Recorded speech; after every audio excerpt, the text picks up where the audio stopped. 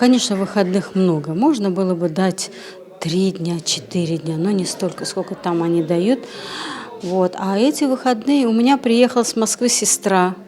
Новый год мы будем здесь встречать, с ней гулять будем, отдыхать будем, внуку смотреть. К длительным выходным я отношусь положительно, но для меня они не являются выходными. Если говорить о 10 днях, которые нам предстоит отдыхать, это определенное подведение итогов 2016 года для самого себя, ну и, наверное, наметка каких-то планов на будущее. А в целом мы будем работать, потому что первый номер мы уже готовим, журнал «Йылдыз», ну и свои творческие планы реализовываем за эти 10 дней.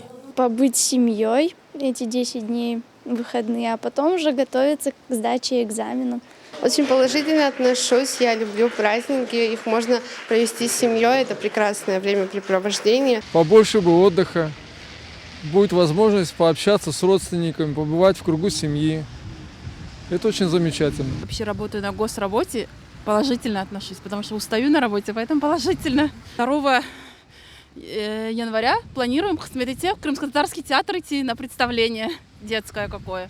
Ну и отдыхать, просто отдыхать с семьей. То, что дает государство, нужно использовать. Дома, с родными, с детьми, с родителями. Встретим Новый год, там дальше видно будет. Вообще хорошо.